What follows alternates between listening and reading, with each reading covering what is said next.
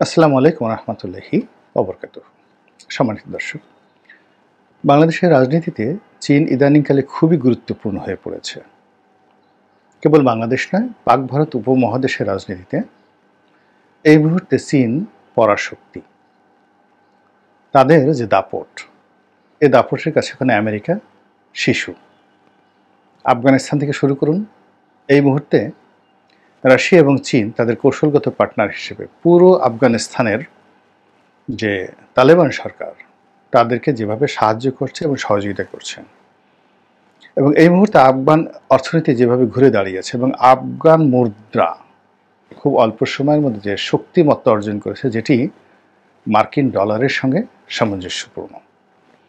তারা যে সকল মেগা প্রজেক্ট হাতে নিয়েছে, যেগুলো আমেরিকা আফগানিস্তানের মাটিতে থেকে কল্পনাও করতে পারত না, সেই মেগা প্রজেক্টগুলো, সেটা সেচ, ইরিগেশন এবং সড়ক যোগাযোগ ব্যবস্থা, এই পুরো প্রকল্পগুলো, বিদ্যুৎ থেকে শুরু করে আরও অনেক কিছুতে তাদের যে অবিস্মরণীয় সফলতা, এই সফলতার পেছনে চীনের গুরুত্বপূর্ণ হাত আছে। 2 নম্বর হলো যে শ্রীলঙ্কাতে চীনপন্থী ছিলেন এক গ্রুপ, এখন যারা আছেন তারাও চীনপন্থী, এবং সেখানে বাংলাদেশের মতোই একটা গণ অভ্যুত্থান হলো, এবং এটা আরও ব্যাপক। বাংলাদেশে এটা ছাত্রদের ছিল, আর ওটা একেবারে, এখানে আমরা ছাত্র জনতা বলি, আর ওখানে সত্যিকার অর্থে গণ অভ্যুত্থান। এবং বাংলাদেশে যেমন শেখ হাসিনা সরকারের দুর্নীতি, অনিয়ম, এটার একটা সীমা অতিক্রম করে ফেলেছিল, কিন্তু মহেন্দ্র রাজাপাকসের যে ইতিহাস, ঐতিহ্য, তার বিরুদ্ধে অনেক অভিযোগ ছিল, কিন্তু সেটা একটা নির্দিষ্ট সীমার মধ্যে ছিল। এবং শ্রীলঙ্কার ইতিহাসে মহেন্দ্র রাজাপাকসের যে ইতিহাস, বিশেষ করে তামিল যুদ্ধ যখন চলছিল, গেরিলা যুদ্ধ চলছিল, সেই যুদ্ধে তার যে অবিস্মরণীয় অবদান, এই কারণে তিনি কিন্তু mostly respected war hero.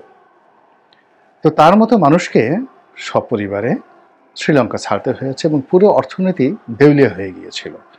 Bangladesh কিন্তু শ্রীলঙ্কার মতো দেউলিয়া হয়নি, এখনও নয়, কিন্তু শ্রীলঙ্কা পুরোপুরি দেউলিয়া হয়ে গিয়েছিল। সেই শ্রীলঙ্কাকে রাজনৈতিকভাবে, অর্থনৈতিকভাবে একটা এরকম স্ট্যাবল অবস্থায় আনা হয়েছে, যেটি অকল্পনীয়, ভারত বা অন্য কোনো দেশ কল্পনাও করতে পারেনি, এবং সেই কাজটি কারা করেছে? চীন করেছে। 3 নম্বরে পাকিস্তানে ইমরান খানের সরকারের পতন, এরপরে আফগানিস্তানের সঙ্গে তাদের যে সীমান্ত সম্পর্ক, সংঘর্ষ, তারপর আমেরিকা চলে যাওয়ার পরে হঠাৎ করে যে আফগান সংকট তৈরি হলো, এটা পুরো পাকিস্তানের স্বাধীনতার, সার্বভৌমত্ব থেকে শুরু করে সব কিছুকে তছনছ করে দিয়েছে। তো সেখানে একটি রাজনৈতিক সরকার বসানো, সেনাবাহিনীর সঙ্গে রাজনীতিবিদদের যে দূরত্ব এমন পর্যায়ে চলে গিয়েছিল যে জনগণ বিক্ষুব্ধ হয়ে ক্যান্টনমেন্টগুলো পুড়িয়ে দিচ্ছিল। সেই জায়গাতে রাজনীতিবিদদের সঙ্গে বৈঠক করে অসম্ভব কতগুলো ঘটনা চীন ঘটিয়েছে। সে চিরশত্রু নওয়াজ শরীফের দল এবং বেনজির ভুট্টো, আসিফ আলী জারদারের দল, পাকিস্তান পিপলস পার্টি, এবং ডিজেল মাওলানা হিসেবে খ্যাত ফজলুর রহমানের দল, এই 3টি দলকে একই প্ল্যাটফর্মে নিয়ে এসেছে এবং সেনাবাহিনীর সঙ্গে তাদের একত্র করে একটা কোয়ালিশন সরকার চীন গঠন করে দিয়েছে, এবং পাকিস্তান এখন স্ট্যাবল, সব দিক থেকে স্ট্যাবল। গেল পাকিস্তান। এরপর আসে নেপাল বলতে এটাকে মনে হতো ভারতের একটা অঙ্গরাজ্য, ভীষণ রকম অঙ্গরাজ্য। সেই অঙ্গরাজ্যটিকে ভারতের কবল থেকে মুক্ত করে এখন সেটাকে ভারতের জন্য একটি বিস্ফোরা হিসেবে তৈরি করে ফেলা হয়েছে, এবং সেটা করেছে চীন। এবং সেখানে কোনো ভারত নেই, কোনো আমেরিকা নেই, কোনো ইউরোপ নাই। এটি এখন মনে হচ্ছে যে চীন এবং নেপাল একই মায়ের পেটের ভাই, 2 ভাই অথবা ভাই বোন। এবং এখন নেপাল ভারতকে ধমক দেয়, তার সাথে যুদ্ধ করতে চায়, এবং সীমান্তে সরাসরি ভারতের যে সেনাবাহিনী তাদের উপর গুলি করে দেয়। গেল নেপালের কথা। এরপর আসেন মায়ানমার। মায়ানমারকে শান্তিং দেওয়ার জন্য, মায়ানমারকে শেষ করে দেওয়ার জন্য একটা আলাদা অ্যাক্ট তৈরি করা হয়েছে, বার্মা অ্যাক্ট। আমেরিকা মায়ানমার এটা পশম স্পর্শ করতে পারেনি। আমাদের ডক্টর মোহাম্মদ ইউনূসের অনেক আগে সেখানে তাদের এজেন্ট সুসিকে নিয়োগ করা হয়েছে, তাকে নোবেল পুরস্কার দেওয়া হয়েছে, কিন্তু কিছুই করতে পারেনি। সুসি আগেও জেল খেটেছে, এখন আবার জেলে আছে। মায়ানমারে 4 থেকে 5টি গ্রুপ যুদ্ধ করছে সেনাবাহিনীর সঙ্গে। প্রায় সবার সঙ্গেই চীন সমপর্যায়ের সম্পর্ক রেখে চলছে।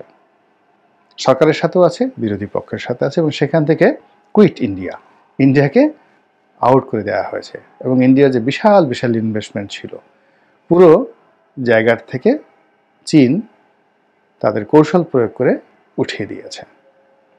এরপরে আসুন মালদ্বীপে। মালদ্বীপে তো চীনা রাজত্ব, এবং সেখানে ভারতের আর্মিকে তাড়িয়ে দেওয়া হয়েছে, এবং সেখানে ছোট্ট একটা দ্বীপ রাষ্ট্র, আমাদের একটা ইউনিয়নের মতো। আমার যে নির্বাচনী এলাকা গলাচিপা 10 মিনা, ঠিক এতটুকু এলাকা পুরো মালদ্বীপ। তো সেই মালদ্বীপের যিনি প্রেসিডেন্ট হলেন mister Muizzu, he is so powerful. Narendra Modi আসলেন মালদ্বীপ ভ্রমণ করার জন্য, আর তিনি চলে গেলেন চায়নাতে। এর চেয়ে অপমান থাকে? ধরুন বাংলাদেশে এলেন নরেন্দ্র মোদী ইউনূস সাহেবের সাথে দেখা করার জন্য, তো তিনি চলে গেলেন প্যারিসে, ইউনূস সাহেব, বা চীনে, আর ওনার প্রেস সেক্রেটারি তাদের সঙ্গে নরেন্দ্র মোদী বৈঠক ঠৈঠক করে চলে গেলেন। ঠিক সেম ঘটনা মালদ্বীপে ঘটেছে, এবং এত অপমানের পরেও ভারত মিস্টার মইজুর সঙ্গে এবং মালদ্বীপের সঙ্গে সম্পর্ক রক্ষা করার জন্য মরিয়া হয়ে যত ছোট হওয়া দরকার তাই হচ্ছে। এত বড় লম্বা যে ভূমিকাটি টানলাম সেটা হলো, সাম্প্রতিক সময় এশীয় রাজনীতিতে, আমি যদি এশিয়ার অন্যান্য দেশে যাই, মিডল ইস্টে যাই, আপনাদেরকে 1 ঘন্টা আমি এই চীনের সফলতার কথা বলতে পারবো। আমি শুধু দক্ষিণ পূর্ব এশিয়াতে এই সফলতার কথাগুলো বললাম এই কারণে যে এখন এই বাংলায় চীন সর্বশক্তি নিয়োগ করেছে।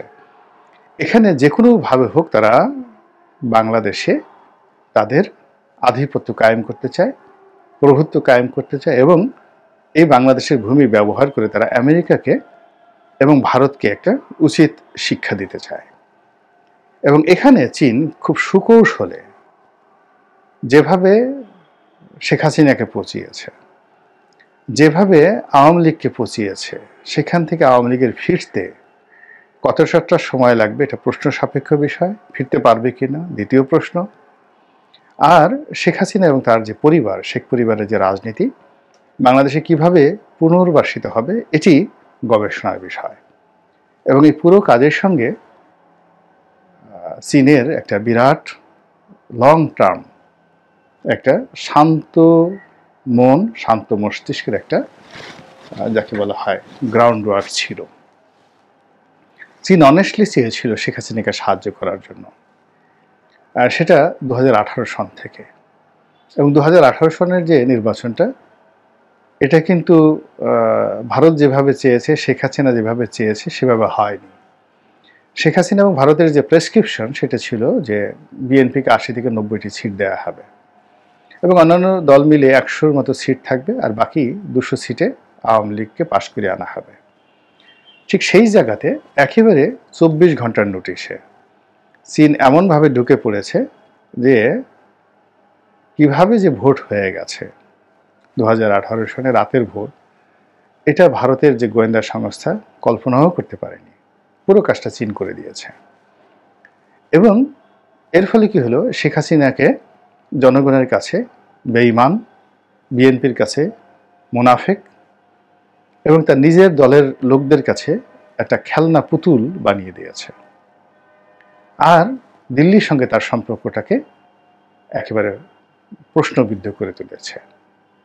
এরপর থেকে 2018 পর থেকে শেখ হাসিনা আসলে কার্যত তার কোনো ক্ষমতা ছিল না।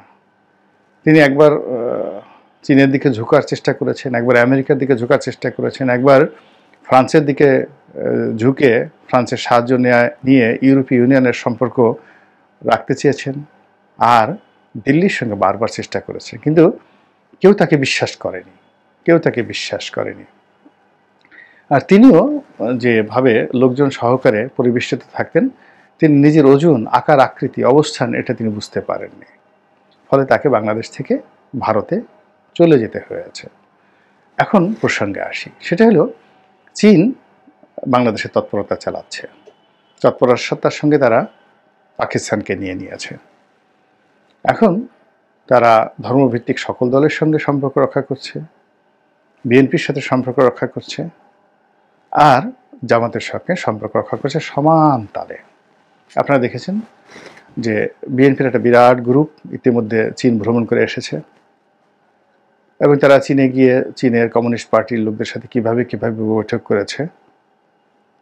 এবং এই বৈঠকের ফলাফল আপনারা বুঝতে পারবেন যখন বিএনপির ক্ষমতা চলে যাওয়ার পর্যায়ে এসেছিল 2005 সনে। ওই সময়টাতে কিন্তু আওয়ামী লীগকে ডেকে নিয়েছিল চীন।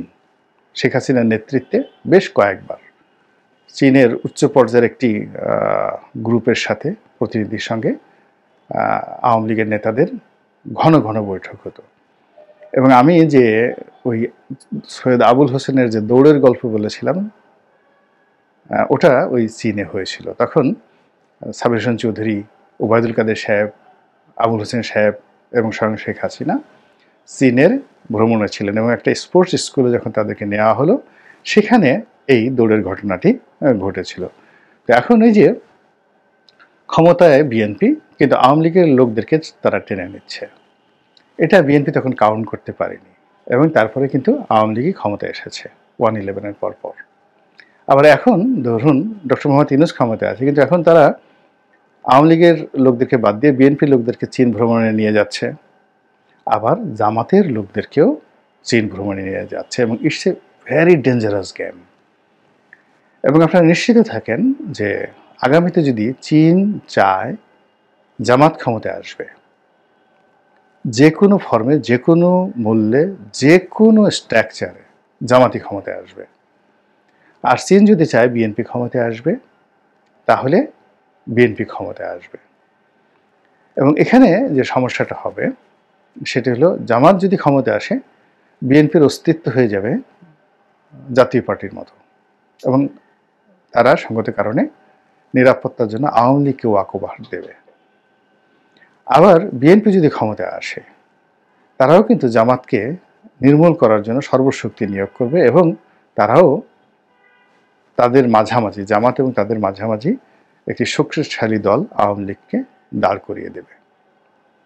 এবং এখানে চীনের জন্য সবচেয়ে সুবিধাজনক বিষয় হলো, যারাই রাজনীতির ময়দানে আছে তাদের সবার সঙ্গে তাদের সংযোগ আছে, সম্পর্ক আছে এবং কেউ তাদেরকে গালি দেয় না, কেউ তাদেরকে বলে না চীনার সাম্রাজ্যবাদ। তো কাজেই সময় যাচ্ছে, দেখা যাক।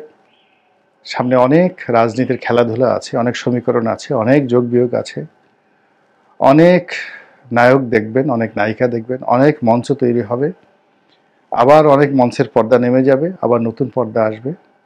আমার তো মনে হয় 5 থেকে 7 বছর, 8 বছর, 10 বছর এই অবস্থা চলতে থাকবে, মোটামুটি একটা স্টেবল অবস্থা আসার জন্য। আল্লাহ আমাদের সবাইকে হেদায়েত দান করুন এবং হেফাজত করুন। আসসালামু আলাইকুম ওয়া রাহমাতুল্লাহি ওয়া বারাকাতুহু।